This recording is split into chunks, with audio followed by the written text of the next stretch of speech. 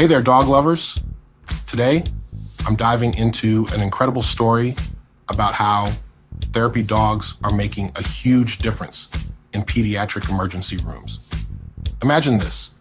You are nervous and scared in the ER, but then a fluffy, friendly therapy dog comes in, wagging its tail, and suddenly the world feels a little bit brighter. Sounds magical, right? Well, it's not just a feel-good story. It's backed by science. Listen to these idiots. Sounds magical. I mean, look at the saliva all on this nasty piece of trash mouth.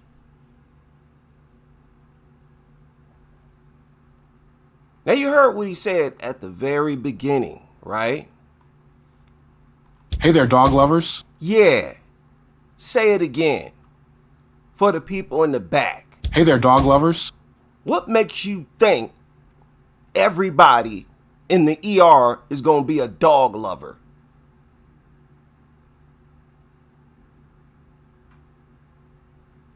And you just think it's okay.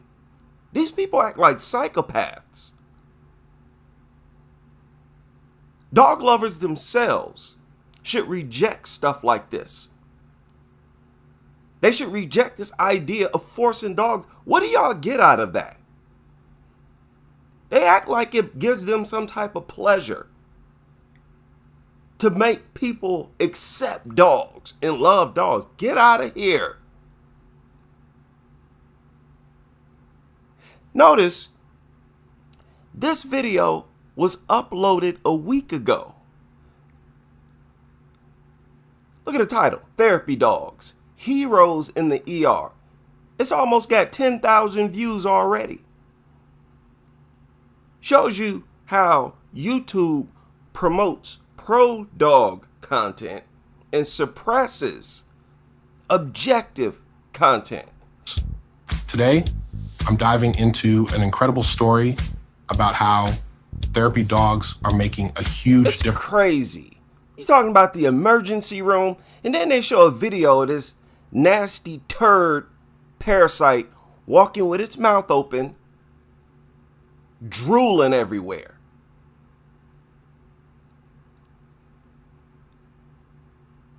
Things don't belong in hospitals. Even people, when you're in the hospital, keep your mouth closed. You're supposed to be having your mouth open, slobbering and drooling all over the place. Difference in pediatric emergency rooms. Imagine this. You are nervous and scared in the ER, but then a fluffy, friendly therapy dog comes in. Man, people, if you as a human being, you go into a hospital and you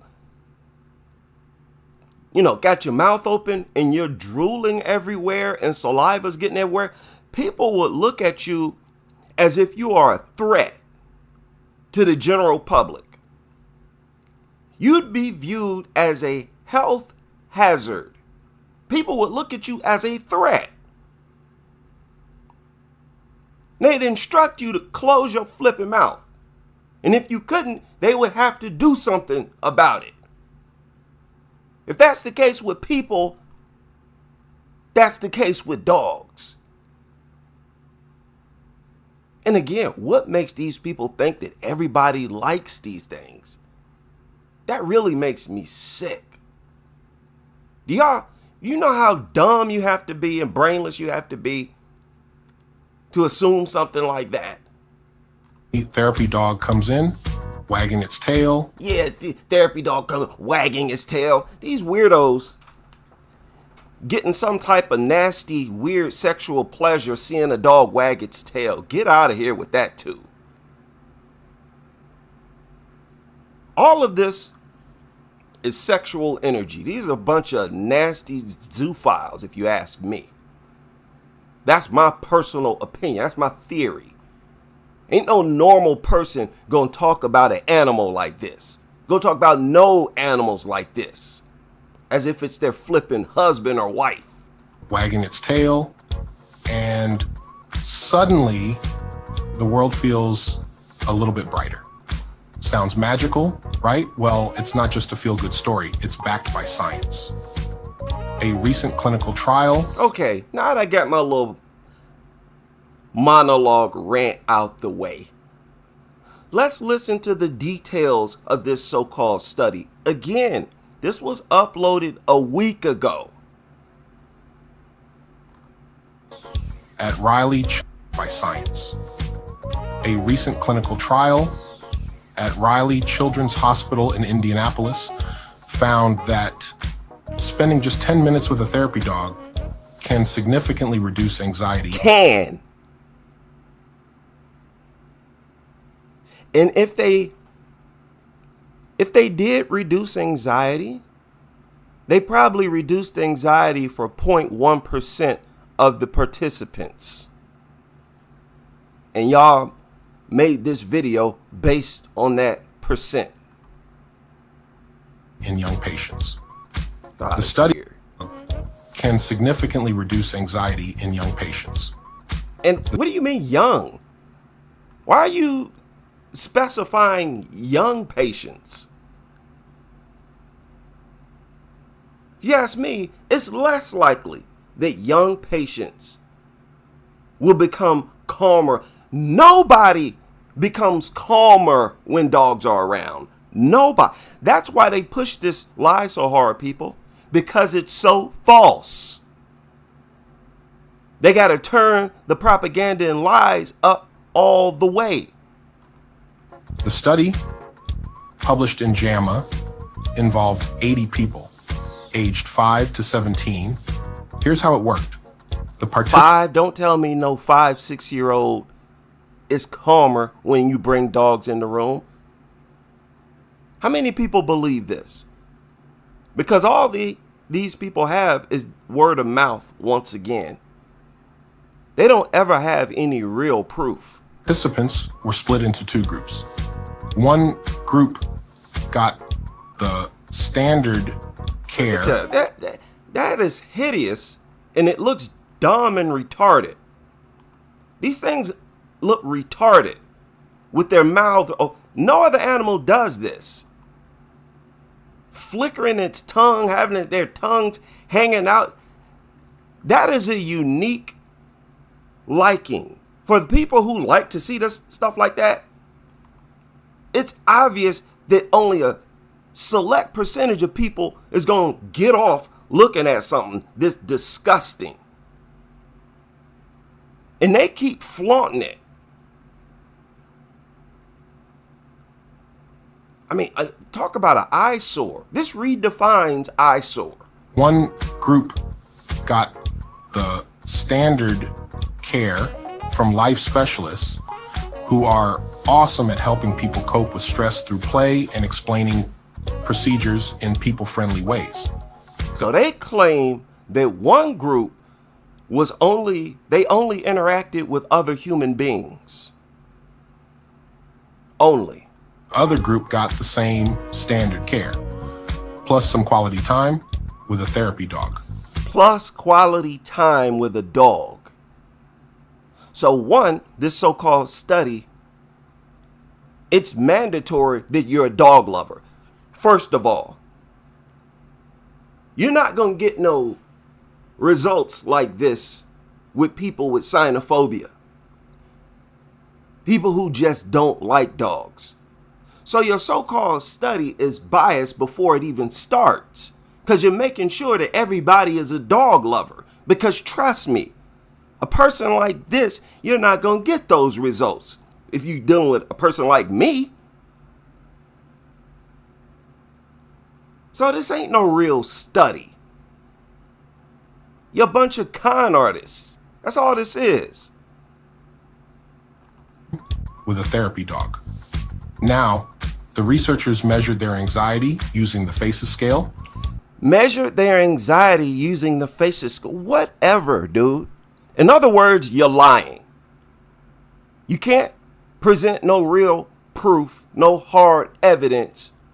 So once again, like always, you claim to have conducted some tests behind closed doors where you use the facetious scale and you measure these cells and all this kind of nonsense stuff that you can lie about, you always rely on something that you can't prove, something that you can just simply lie about.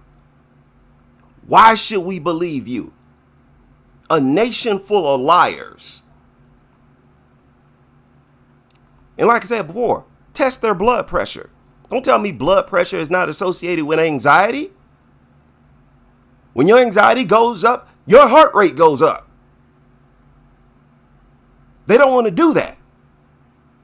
That'll expose their lies. Scale, which ranges from 0, meaning no anxiety, to 10, which is like super severe anxiety. The average starting score for all participants was about 5.4.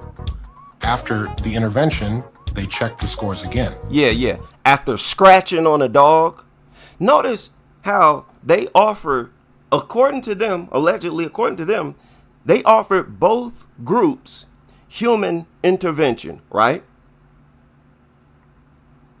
But with one group, they included dogs. So you gave that group additional therapy. Assuming that these people are dog lovers, you gave them additional therapy. What do you expect the results to be? That's just like giving one group a stress ball. Giving one group a cup of tea to help them relax. Giving them CBD. What do you expect the results to be? And I don't believe these results anyway. I believe they're lying like they always do. All they do is lie. They don't know how to tell the truth and be honest. The participants who only got the usual care saw their anxiety drop by an average of 1.5 points. But those who spent time with the therapy dogs, their anxiety dropped by an impressive 2.7 points. That's nearly double the reduction. And guess what? Family members noticed the difference too. Their perceptions of their family-related participants' anxiety mirrored the results. Why? See, this is stuff like this encourages dog lovers to force their own personal dogs onto people. Stuff like this makes it more likely that a dog lover will intentionally conceal the fact they have a dog in their house and invite you into their house, knowing full well as soon as you walk through the door, their dog's gonna jump on you. This encourages them to be uncivilized nutters, forcing dogs into public spaces.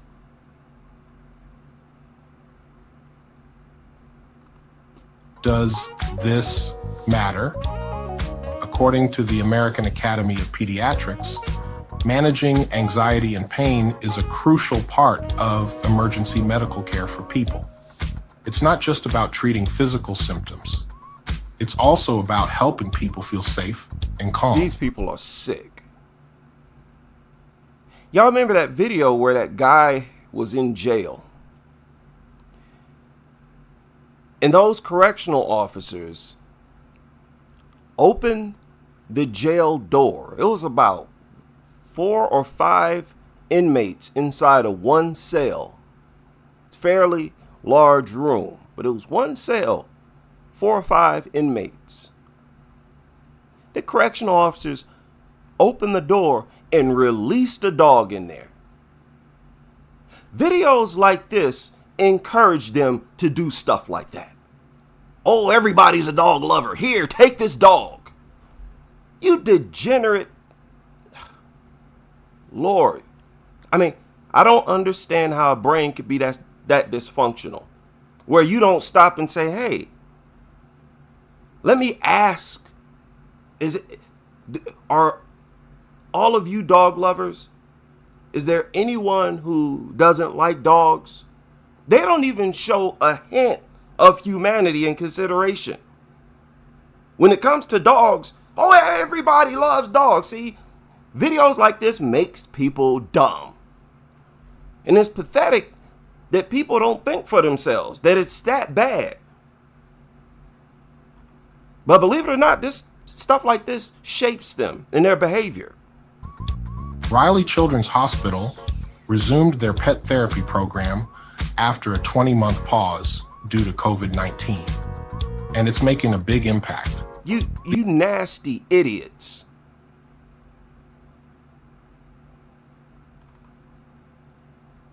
So as soon as lockdown was over, they brought dogs back in there. And remember, during lockdown, we all had to wear masks. Except for dogs. See how dogs get the green light to contaminate the environment, to harm people? No. That is madness. That's gonna stop. These dogs are not just cute faces. They're certified therapy animals vaccinated. No, they're brood parasites. Nothing but inbred mutants that should be euthanized. They should have never been created in the first place. They don't do nothing for us. You, as dog lovers, might reach your hand out and rub on them. And because you are a nutter, it's possible that your anxiety is reduced. I would argue minimally.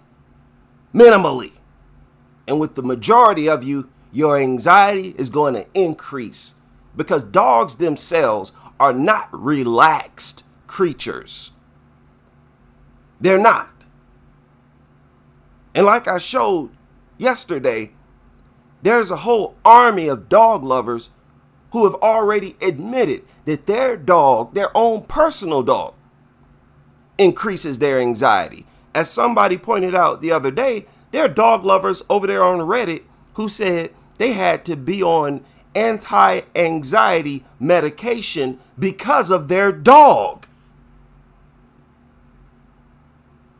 So we're getting real life results. Y'all just pinning y'all's hopes on a theory, a flipping study, when we're actually getting real life results and confessions from dog lovers that these things increase your anxiety. So miss me, miss all us with this propaganda. I've seen dog lovers themselves become far less relaxed than they were before the dog showed up. And get annual. Look at it, looking around for food. Euthanize it. The things are so pathetic. No matter what's happening, they dying to duck their head down and sniff on the ground, look for food. They euthanize them. So annoying. And get annual veterinary checkups. So next time you see a therapy dog in action, euthanize it. Get up and leave. Do not do business with that organization. That's what you do. Boycott any company allowing dogs inside of it. That's what you do. Lunatics. Remember, they're not just bringing smiles. They're bringing real anxiety, filth. Most importantly, they're bringing filth, bacteria, viruses, germs, parasites. And that's what y'all should be most worried about. You doctors, you nurses, all you people in these hospitals, y'all should be against this. You should be speaking against this for the health risk alone. When it comes to bacteria, dogs are the absolute worst. That's irrefutable. The worst thing that could happen to an open wound is for dog saliva specifically, to get into it. And y'all want to push this Puts these things in the hospitals, talking about they'll help you to run. Get out of here. Measurable relief to people in tough situations. All right, that's a wrap for today. You see what disgusting liars. You see, it's not me. It's you. Dog culture, dog lovers. You're making people hate dogs in dog culture with this type of behavior, this type of inconsiderate, inhumane behavior. Trying to justify dogs in the emergency room. They're being specific here. The emergency room. I asked before, when you're in an emergency room, you haven't been tended to yet, right? Health-wise, you're most vulnerable in the emergency room, right? Isn't that the area where you might be sitting there with an open wound? Aren't you more susceptible to germs and bacteria and stuff like that? The last thing you need is a dander releasing, this thing getting dog urine and dog feces going airborne, and it's going to stay in the air for hours, contaminating the atmosphere in the hospital. Slap yourselves. Slap yourselves. Pathetic. And the fact that none of you doctors speak out against this nonsense, I've lost so much respect for doctors. Y'all went from being the most respected in society to the least respected. You have absolutely no backbone, no integrity whatsoever, and you're the least professional group of so-called professionals, claiming that you take some type of oath. Nobody honors that. That's not admirable whatsoever. Y'all deserve less respect than these backyard breeders, simply for not speaking out against this nonsense. Y'all should be on the front lines. I'm talking about doctors, because y'all in control of these hospitals. The doctors say get these things out of here. They got to get these things out of here. Pathetic. Shout out to all of you able to join me for this live stream, and I hope you can join me on the next as we continue with this crusade.